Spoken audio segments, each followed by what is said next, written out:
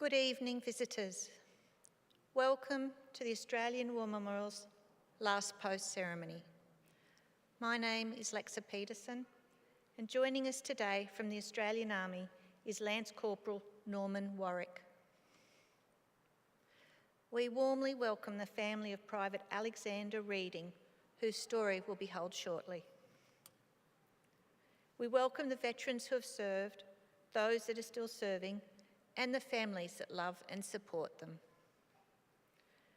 The live stream of this ceremony is made possible by the Returned and Services League of Australia and the RSL and Services Clubs Association. We welcome members who are watching the broadcast of this ceremony across Australia. During this evening's ceremony, wreaths will be laid at the base of the pool of reflection by family and visitors to the memorial. If you're able, please stand and join in singing the national anthem.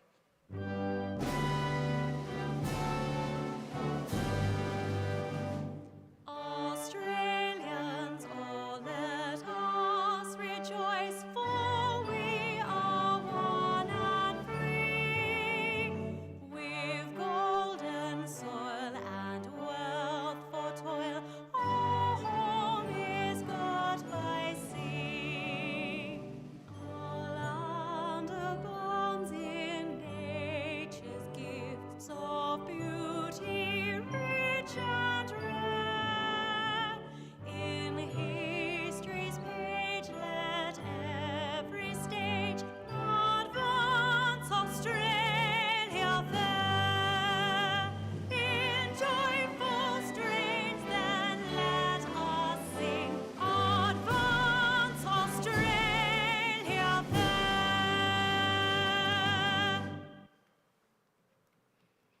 If able, please be seated.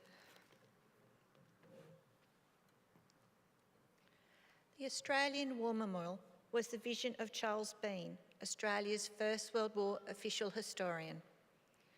Bean landed with the Australian troops at Gallipoli and stayed with them at the front through to the end of the war. The idea of this national memorial and museum came to him at Pozières, France, in the depths of the bloody fighting of 1916.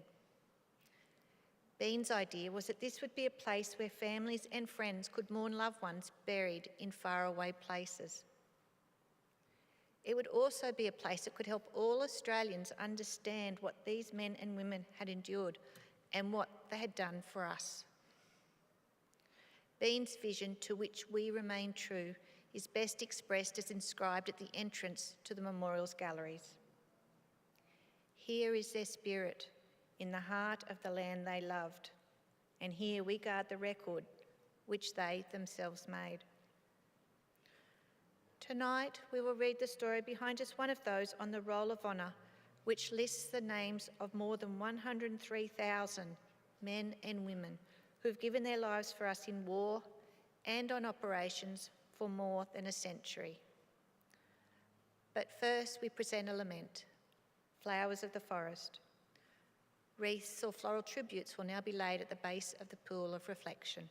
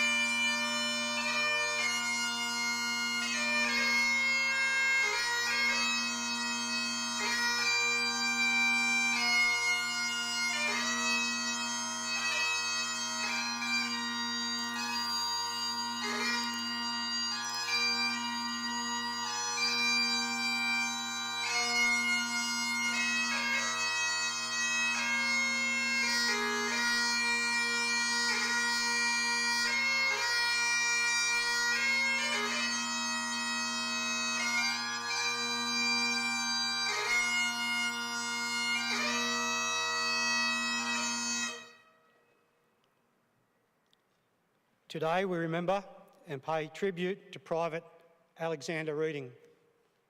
Alexander Reading was born on the 4th of September 1885 in Hobart, Tasmania.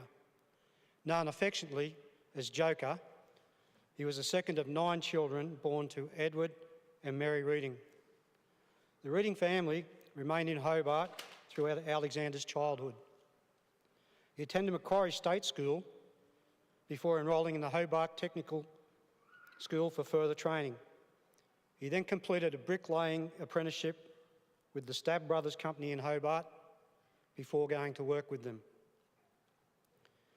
Alexander enlisted in the Australian Imperial Force on the 10th of July 1916, signing his attestation papers at Claremont in Tasmania. He was allotted to the 23rd Reinforcements of the 12th Battalion with the rank of private. After 5 months of initial training in Tasmania and Victoria, Private Alexander Reading departed Melbourne in HMAT Persic on the 22nd of December 1916. Alexander arrived in Devonport, England in early March 1917 and marched into the 3rd Training Battalion at Durrington. Following another 3 months of training, he was sent to France in mid-June, ready for service on the Western Front. Alexander joined the 12th Battalion in the field at Ribamon on the 7th July 1917, just ahead of the move from the Somme Valley into north of France for training. In September, the battalion moved into Belgium to take part in the offensive that became known as the Third Battle of Ypres. The men moved into the front line outside Polygon Wood on the night of the 19th of September, with instructions to attack and capture any defended areas nearby. At some stage during the night of the 19th and the morning of the 20th, Alexander was wounded in action. He was evacuated to the 6th Australian Field Ambulance, suffering multiple shrapnel wounds to his buttocks, thighs and lumbar region of the back. In a serious condition, he was transferred to the 35th General Hospital at Calais on the 22nd of September for further treatment. When Alexander's condition failed to improve, he was evacuated to England for treatment there. He was admitted to the County of Middlesex War Hospital in Knapsbury, St Albans on the 8th of October. By this stage, he was considered dangerously ill, suffering from sepsis along with his shrapnel wounds. He underwent multiple operations in an attempt to relieve his condition, but he made no improvement. On the 13th of October, medical staff at the hospital decided to operate again, hoping to treat some of the blood vessels that had been damaged. While receiving surgery, Alexander suffered a hemorrhage and died on the operating table as a result of his wounds. He was 32 years old. In the years after Alexander's death, his family continued to insert commemorative notices in his memory into local newspapers. One inserted by his father, mother, sisters and brothers simply read, "Not dead to those who loved him, not lost, but gone before." Alexander Reading was given a military funeral on the 18th of October 1917, including gun carriages and a wreath sent by patients of the hospital where he received treatment. He was buried at Hatfield Road Cemetery in St Albans. After the war, an Imperial War Graves headstone was erected over his grave, bearing the personal inscription selected by his grieving family in Hobart: "Have honoured Tasmania's Isle." His name is also listed on the Roll of Honour on my right, among almost 62,000 Australians who died while serving in the First World War. His photograph is displayed today by the Pool of Reflection. This is but one of the many stories of service and sacrifice told here at the Australian War Memorial. We now remember Private Alexander Reading, who gave his life for us, for our freedoms, and in the hope of a better world.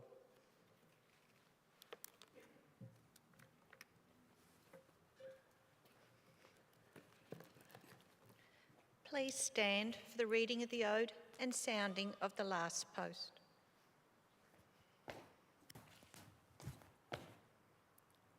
They shall grow not old, as we that are left grow old. Age shall not weary them, nor the years condemn. At the going down of the sun, and in the morning, we will remember them. We will remember them.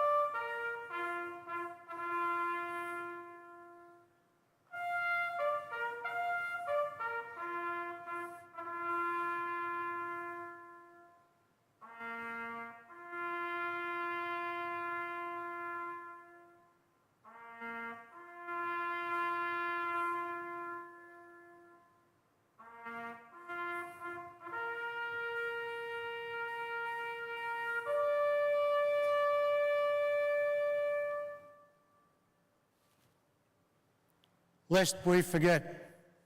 Lest we forget.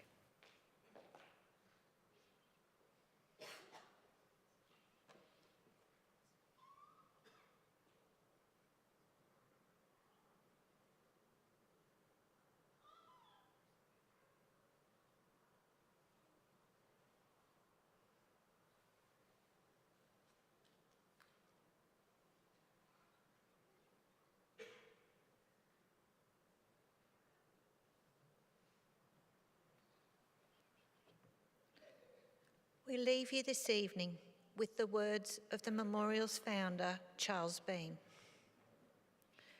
Many a man lying out there at Pozières or in the low scrub at Gallipoli, with his poor tired senses barely working through the fever of his brain, has thought in his last moments, well, it's over, but in Australia, they will be proud of this. Ladies and gentlemen, that concludes the last post ceremony. On behalf of the Director, staff and volunteers, thank you for visiting the Australian War Memorial today and for your continued support during the Memorial's development project. We wish you all a very pleasant evening.